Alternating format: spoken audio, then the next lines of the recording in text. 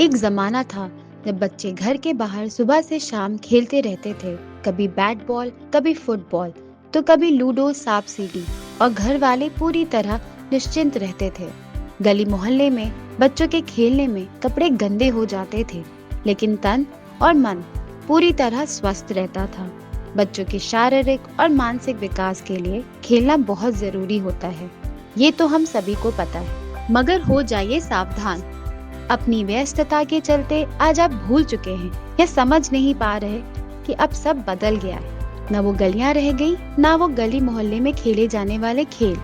जी हाँ, आज बच्चे खेल तो रहे हैं, मगर दौड़ रहे हैं उंगलियों से, और मैदान सिमट के हथेली भर का रह गया है। और यह हथेली भर मैदान भयानक गंदगी से भरा है। एक ऐसी गंदगी जो झाड़ू से साफ नहीं होती और तेजी से देखने वालों के दिलो दिमाग में घुस रही है, जिसके भयानक दुष्परिणाम अब सामने आ रहे हैं। जी हाँ, हम बात कर रहे हैं इंस्टाग्राम की। अगर आप इंस्टाग्राम इस्तेमाल करते हैं तो ये खबर आपके लिए बेहद जरूरी है। केंद्र सरकार ने इंस्टाग्राम पर बच्चों के यौन शोषण यानी चाइल्ड सेक्सुअल एक्सप्लॉयटेशन से जुड़े कथित विज्ञापनों और कंटेंट को लेकर बड़ा एक्शन लिया है।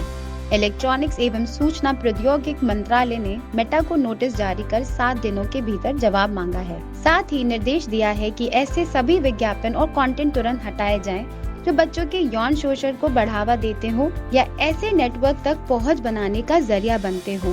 दरअसल हाल ही में सामने आई कुछ मीडिया रिपोर्ट्स में दावा किया गया है कि भारत में इंस्टाग्राम पर ऐसे विज्ञापन दिखाई दे रहे थे जो कथित तौर पर बच्चों के यौन शोषण से जुड़े थे। रिपोर्ट सामने आने के बाद मामला तेजी से बढ़ा और केंद्र सरकार ने मेटा से जवाब तलब कर लिया। सरकार जानना चाहती है कि आखिर ऐसा विज्ञापन प्लेटफॉर्म पर कैसे पहुंचे और इन्हें रोकने के लिए कंपनी ने अब तक क्या कदम उठाए हैं। सरकार ने अपने नोटिस में मेटा के 7 दिनों के भीतर विस्तृत स्पष्टीकरण मांगा है। साथ ही ये भी कहा है कि इंस्टाग्राम पे ऐसे सभी विज्ञापन और कंटेंट तुरंत ब्लॉक और हटाए जाएं।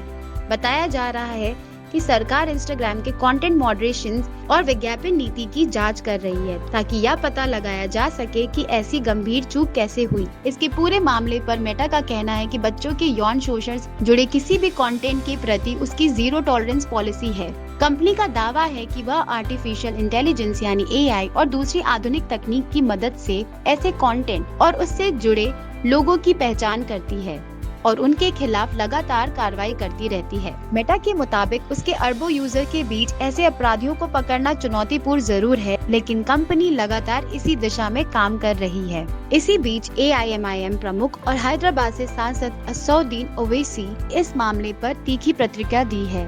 उन्होंने सोशल मीडिया प्लेटफॉर्म X पर लिखा है, यह मामला बेहद चिंताजनक और डिजिटल सुरक्षा व्यवस्था को गंभीर विफलता को दिखाता है। ओवैसी ने कहा है कि सोशल मीडिया कंपनी की जिम्मेदारी सिर्फ कंटेंट होस्ट करने तक सीमित नहीं होनी चाहिए, बल्कि उन्हें यह भी सुनिश्चित करना होगा कि उनके प्लेटफॉर्म का इस्तेमाल बच्चों के शोषण जैसे आपराधिक गतिविधियों के लिए न हो।